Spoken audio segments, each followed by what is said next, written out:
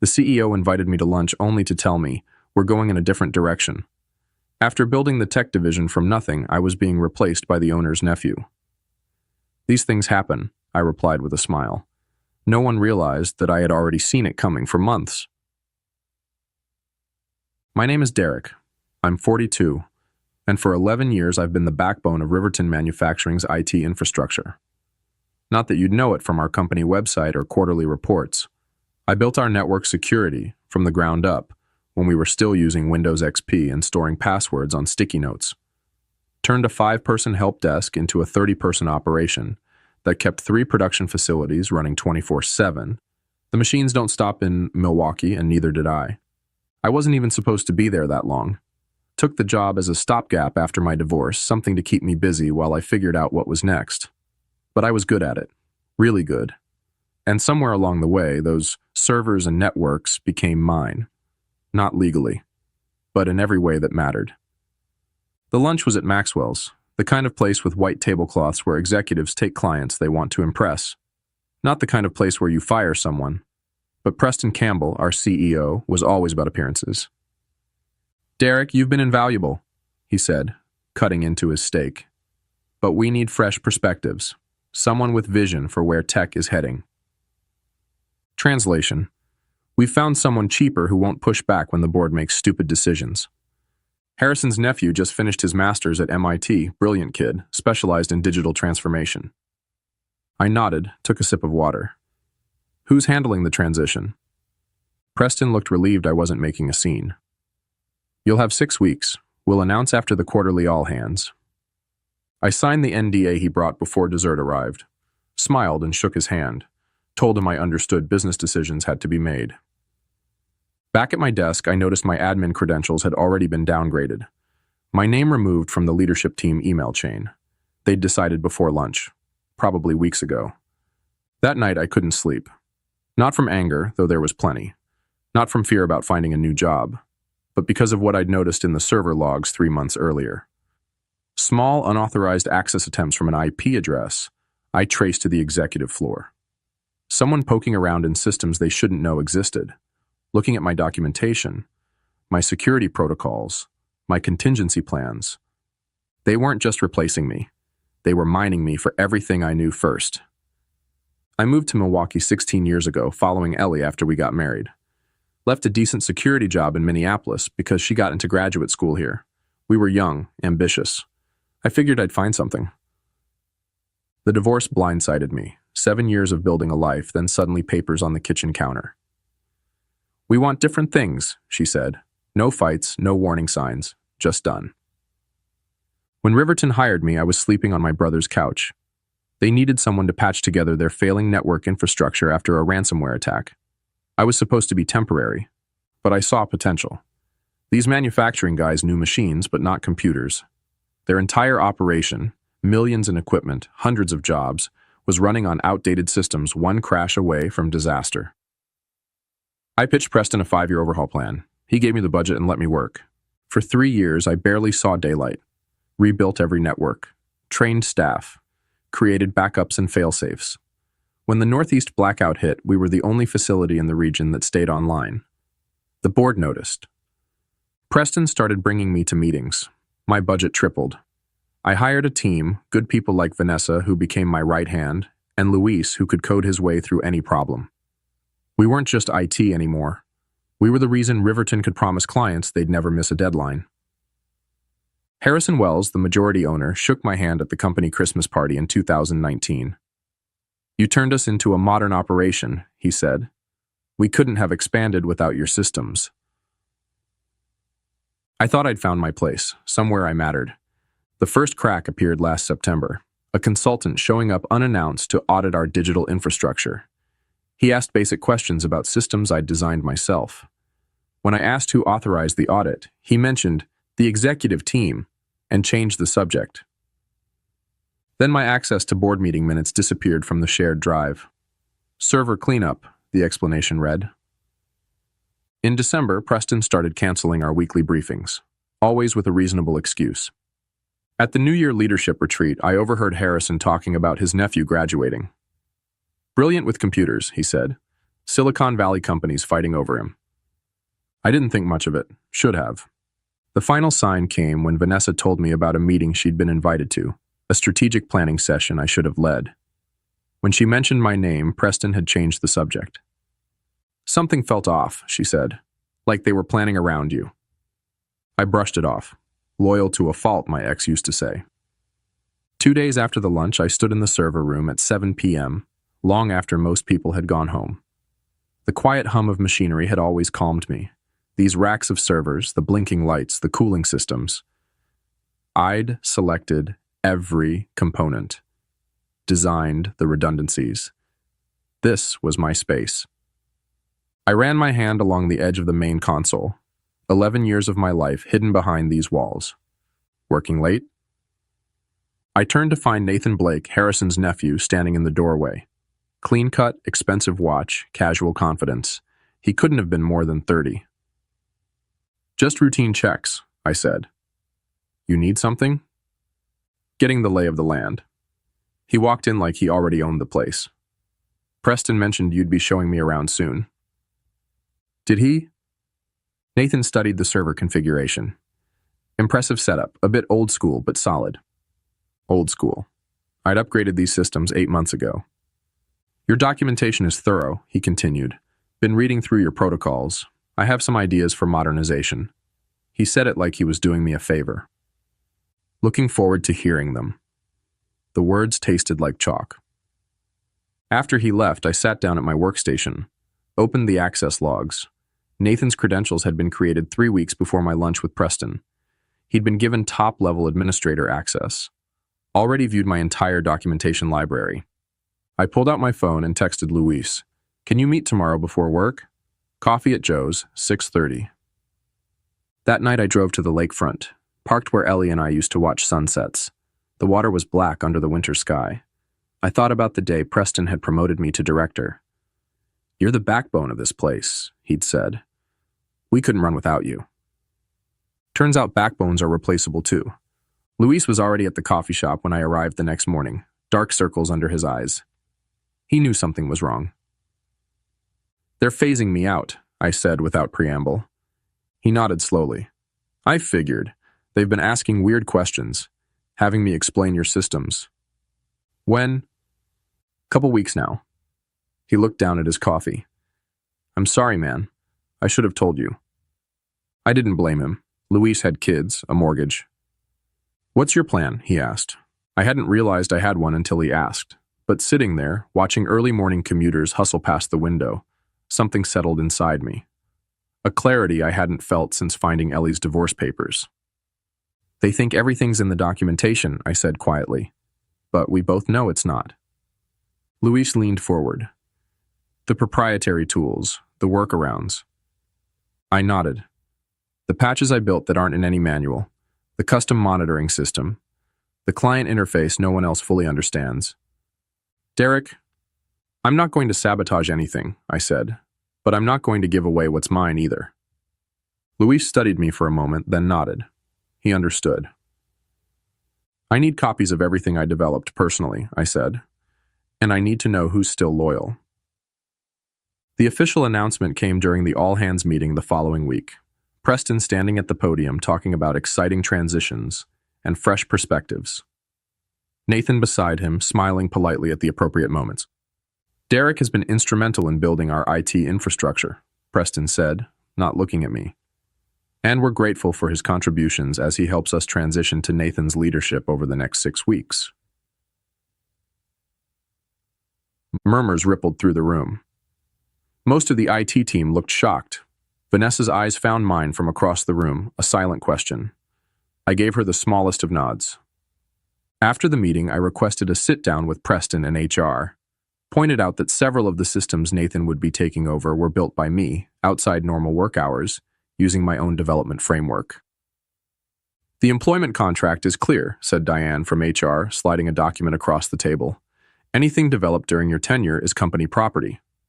Not everything, I countered. The System Sync interface was developed before I joined Riverton. I licensed it to the company but retained ownership. It's right there in the original agreement. Preston shifted uncomfortably. That was 10 years ago, Derek. The company has evolved. So has System Sync.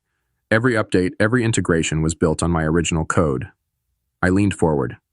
I'm not trying to be difficult. I just want proper compensation for my intellectual property. Preston and Diane exchanged glances. We'll look into it, Preston said finally. In the meantime, please focus on the transition with Nathan. I knew that look. They were stalling. The next morning, my access to the development servers was restricted. Security protocol during transition periods, read the automated email. Nathan called a team meeting without inviting me. When I showed up anyway, he seemed annoyed but covered it quickly. Derek, glad you could join us. I was just outlining some changes to the network architecture. I leaned against the doorframe. Interesting. Which architecture specifically? The main production floor systems, he said confidently. We're going to streamline the protocols. Those protocols prevent machine failures under peak load, I said evenly. They're custom designed for our equipment. Nathan's smile tightened. Modern systems don't require such complex workarounds. They're not workarounds, Vanessa interjected. They're necessary adaptations for our specific hardware. Derek designed them after the 2018 failure. The room fell silent. Nathan's confidence wavered for a moment, then, well, I appreciate the historical perspective, but we're moving forward with the streamlining. He turned to the whiteboard, effectively dismissing me. Later that day, I received an email from legal. The company was asserting full ownership of all systems, including System Sync, citing a clause about integrated technologies becoming company property. They offered me a technology acquisition bonus of $5,000. The real betrayal came the next day.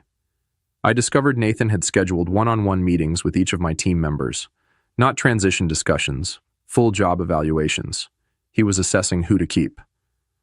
Luis texted me afterward. He asked if your systems were really necessary or just overcomplicated, fishing for criticism. That night, I found an email from one of our suppliers in my personal account. They were confused about the new licensing agreement Riverton had sent over, one I knew nothing about. I pulled up the document. Preston had signed a deal transferring all my custom supplier integrations to a third-party vendor, Nathan's former classmate's startup. They weren't just pushing me out. They were dismantling everything I'd built and selling it off. When I tried to access the backup servers to retrieve my original code, I found my credentials revoked entirely. Game on. I needed leverage, and I needed it fast. Riverton hadn't just been careless, they'd been calculating. The timeline was becoming clear. Nathan had been brought in months ago, studying my systems, preparing to replace me while extracting everything I knew. That night, I reached out to Darren Phillips, a network security specialist I'd worked with years ago. We met at a diner off the highway, the kind of place executives like Preston would never set foot in. Legally, you're in a tough spot, Darren said after I explained the situation. But there's something that doesn't add up. Why push you out now? The company's doing well. That's what I can't figure out, I admitted. Let me dig around, he offered. Just information gathering, nothing intrusive. 2 days later, Darren called me at 11 p.m. You need to see this. He'd found SEC filings showing Riverton was preparing for acquisition. TechCore Industries, a manufacturing conglomerate from Boston, was in late-stage talks to buy them out. The deal was contingent on Riverton demonstrating modernized technical infrastructure and transitional leadership. They're cleaning house to make the sale look better, Darren explained. And your systems are a major selling point. The valuation specifically mentions the proprietary manufacturing management interface. My interface, System Sync. There's more, Darren continued. Harrison Wells cashed out most of his shares last quarter. The acquisition would mainly benefit Preston and the executive team. They get golden parachutes and executive positions at TechCore. The piece that broke me wasn't the acquisition. It was finding emails showing Preston and Harrison had discussed replacing me over 6 months ago. While I was pulling all-nighters to fix a major security breach, they were interviewing Nathan. I drove to the old industrial park where I'd first sketched the System Sync architecture, back when it was just an idea. Sat in my car until dawn, watching the sky turn gray over abandoned warehouses. When I got home, I found an old external hard drive in my closet, plugged it in and found what I was looking for. The original System Sync code, pre-Riverton. The documentation showing I'd started development 8 months before joining the company. I also found the emails.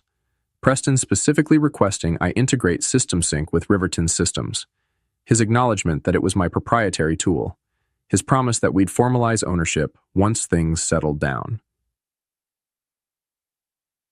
I'd trusted him. Fool me. The next day, Nathan called me into a meeting with Preston and Dyan from HR. We're accelerating the transition, Preston said without preamble. Your last day will be next Friday. 2 weeks instead of 6, I noted. Any particular reason? Nathan has demonstrated exceptional capability, Dyan said smoothly. And frankly, Derek, your attitude hasn't been conducive to a smooth handover. I nodded slowly. I see. We'll need you to complete all documentation and training by Wednesday, Nathan added. Of course, I replied, my voice steady. And the ownership of System Sync? Have you had time to review the original agreements? Preston's expression hardened. Our legal team has determined that all integrated systems fall under company ownership. The separation package is generous, Derek. I suggest you take it. I stood up. I'll have my lawyer review everything. Don't make this difficult, Preston warned. It won't change the outcome. As I walked out, I texted Luis. Plan B, tonight. 7 hours later, Luis handed me a flash drive in the parking lot of a grocery store. Everything you asked for, he said quietly. Original code bases, deployment logs, authentication keys. I thanked him, then asked, Why are you helping me? He looked me in the eye. Because they think we're all replaceable. I spent the weekend meticulously documenting everything. The original System Sync code, the emails with Preston, the licensing agreements, the dates proving I'd developed the core technology before Riverton. Monday morning, I arrived early, found Vanessa already at her desk, looking tired. You heard about the accelerated timeline? She asked. I nodded. How's the team taking it? Not well. Nathan called emergency planning sessions all weekend. Tried to reverse engineer your monitoring system. She lowered her voice. It didn't go well. 3 alerts from the production floor got missed. Anyone hurt? No, but they had to shut down line 3 for 4 hours, cost about $40,000 in lost production. I kept my expression neutral. Sorry to hear that. Derek, she hesitated. I think I'm next. Nathan's been asking if my role is necessary. I'd suspected as much. Vanessa knew too much about how things really worked. Do you trust me? I asked quietly. She didn't hesitate. Completely. I slid a sealed envelope across her desk. If anything happens this week, anything unusual, open this. It explains everything. That afternoon, I met with 3 separate patent attorneys, paid rush fees to file provisional patents on key aspects of System Sync. Not the whole system, just the critical components that made it work with manufacturing equipment. On Tuesday, I completed all the transition documentation Nathan requested, attended his planning meeting, answered questions politely. The model employee. Meanwhile, Darren was helping me set up a secure server offsite. By midnight, I had transferred all my original code there. Created a standalone version of System Sync that would run independently of Riverton's infrastructure.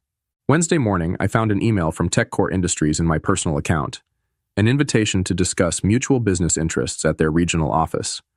They'd heard I was leaving Riverton and were interested in my expertise. Someone was hedging their bets. I forwarded the email to my lawyer, then made a call to TechCore's VP of Operations. Suggested we meet after my official departure from Riverton. He agreed immediately. That night, I executed the key part of my plan. Using the access credentials Luis had saved, I updated 3 critical components of System Sync. I added digital signature verification that would check if the code had been modified by unauthorized parties. I updated the license to expire in exactly 8 days, the day after my official departure. I created a clean, legal transition path. The system would continue functioning if a proper licensing agreement was signed. Nothing destructive, nothing malicious. Just protecting what was mine. On Thursday, Nathan pulled me into his office. Some of the team members say you've been acting strangely, he said. Anything I should know about? Just focused on wrapping everything up, I replied. He studied me, suspicious. We're changing all system passwords and access credentials tomorrow after your departure. Standard procedure. Makes sense, I said, though it won't affect the core functionality of System Sync. Meaning, Just that the system is designed to work regardless of admin changes. That's the beauty of it.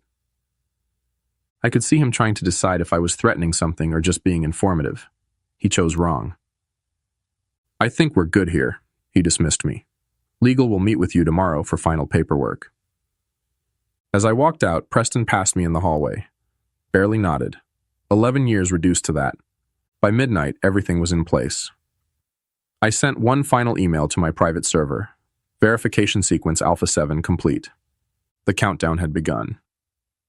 Friday morning, I turned in my badge, signed the exit paperwork, declined the celebration lunch Nathan had organized, much to Preston's visible relief. As I walked to my car, Luis called. "It's done," he said. "Nathan just changed all the admin passwords. They're doing a full system review this afternoon." "Thanks for letting me know," I said, keeping my voice neutral. "What happens now?" he asked. "Now we wait." I spent the weekend at home, ignored calls from unknown numbers, slept better than I had in months. Monday morning at 9:17 a.m., exactly when the production floor shifted to peak operation, every instance of system sync across Riverton's 3 facilities displayed the same message. License expired. Please contact the developer to renew. By 9:20, the first production line halted. By 9:45, all 3 facilities were offline. At 10:30, Preston called me personally. "What the hell did you do?" He was trying to sound authoritative, but I could hear the panic. "I didn't do anything," I replied calmly. "The software license expired. As the developer and owner of System Sync, I'm happy to discuss renewal terms." "This is sabotage," he hissed. "It's standard license management," I corrected him. "Check the original integration agreement from 11 years ago. Clause 7 specifically states that Riverton was licensing the technology, not purchasing it." Silence on the line. "I've sent a proper licensing agreement to your legal department," I continued. "The terms are simple: recognition of my ownership, proper compensation for continued use, and a non-disclosure agreement about the circumstances of my departure." "That's extortion." "That's business," I replied. "These things happen." By 3 p.m., their lawyers had reviewed my documentation. By 5 p.m., the agreement was signed. 3 days later, I sat across from TechCore's vice president of operations in their downtown office. He slid a contract across the table. "We're still acquiring Riverton," he said. "But we want you to lead the technical integration, as a consultant, not an employee." The salary was twice what Riverton had paid me, full control over my working hours and location. "What about Nathan?" I asked. The VP's expression soured slightly. "Mr. Blake will be transitioning to other opportunities." I signed the contract that afternoon. 2 weeks later, Luis called to tell me Nathan had been quietly removed from his position. The official story was that he'd pursued other opportunities. The actual reason was that 3 major clients had threatened to pull their contracts after repeated system failures. Preston remained CEO through the acquisition, but his role at TechCore was largely ceremonial. No real power, no real team. Just a fancy title and an office away from decision-makers. I didn't feel the vindication I expected, just a quiet certainty that I'd done what was necessary. The following month, I used my first consulting check to put a down payment on a small cabin near the lake. Nothing fancy, just a quiet place with a deck overlooking the water. Somewhere I could watch the sun set and rise again. Vanessa joined my consulting team 3 months later, then Luis. Eventually, half my old department was working with me, not for me. Partners in a growing business. I ran into Preston at a restaurant downtown about a year after everything happened. He started to turn away, then stopped. Came over to my table. "You won," he said simply. I looked at him, really looked, the strain around his eyes, the slightly rumpled suit. He'd aged. "It wasn't about winning," I replied, meaning it. "It was about value, knowing what you're worth." He nodded once, then walked away. I sat there a long time watching the city lights come on across the river, thinking about systems, the ones we build, the ones we break, and the ones that ultimately outlast us all.